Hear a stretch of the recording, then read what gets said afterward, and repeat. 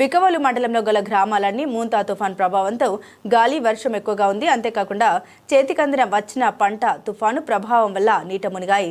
దీనివల్ల రైతులు ఆందోళన చెందుతున్నారు. అంతేకాకుండా ఈరోజు ఆనపర్తి మండల ఆఫీస్ నందు 4 మండలాల అధికారులతో సమీక్ష నిర్వహించిన ఎమ్మెల్యే నల్లమిల్లి ఈరోజు తుఫాన్ ప్రభావం ఎక్కువగా ఉంటుందన్నారు. అందుకు జాగ్రత్త తీసుకోవాలని ఎవరు మండలంలో వాళ్ళు అధికారులు పర్యవేక్షించాలని చెప్పడం జరిగింది. అంతేకాకుండా బికవోలు మండలంలో గల ఆర్కిరావల గ్రామంలో నీట మునిగిన పంటను పరిశీలించిన ఎమ్మెల్యే నల్లమిల్లి రామకృష్ణారెడ్డి తుఫాను తీవ్ర దృష్ట్యా మండల పరిషత్తులో కూడా ఆ విషయం మనం ప్రధానంగా చర్చించడం జరిగింది. ఇవాళ ఏదైతే మొత్తం తుఫాను తీవ్రమైన దృష్టిలో అది ముఖ్యంగా కాకినాడ సమీప ప్రాంతంలో తీరాన్ని దాటుతుందనే అంచనాల నేపథ్యంలో మనకి ఉమ్మడి తూర్పుగోదావరి జిల్లా, ఉమ్మడి పశ్చిమ గోదావరి జిల్లా, అదేవిధంగా విశాఖపట్నం జిల్లా ఈ ప్రాంతాల్లో తీవ్రంగా ఉంటుందనే అంచనాతో అధికారులందరినీ అప్రమత్తం చేయడం జరిగింది.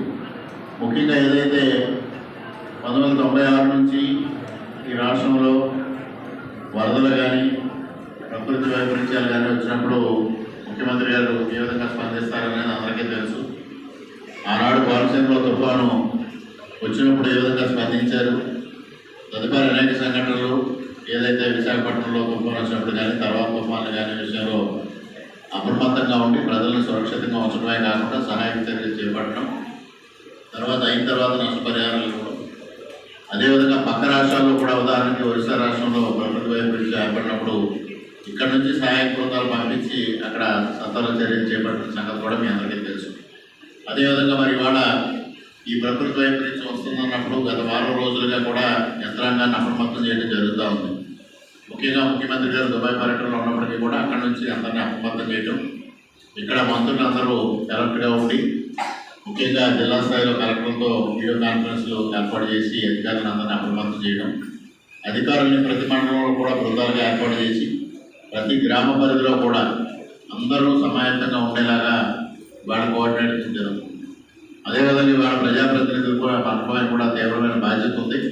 మనం కూడా అప్రమత్తంగా ఉండి అధికారులను అప్రమత్తం చేస్తూ ఎక్కడికక్కడ సహాయ చర్యలు పర్యవేక్షించాల్సిన అవసరం ఉంది. ఇందులో అధికార పక్షం ప్రతిపక్షం అనే భేదం లేదు.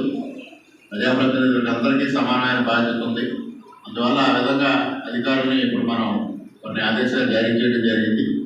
దానికి అనుగుణంగా ప్రజాప్రతినిధులందరూ వ్యవహరించాల్సిందిగా ఈ సందర్భంగా మీ అందరికీ సవినయంగా కోరుతా ఉన్నాం. ఉదయం కూడా 4 మండలాలకు సంబంధించి అన్ని శాఖల అధికారులతోనే అనపర్తిలో సమీక్ష సమావేశం ఏర్పాటు చేసుకోవడం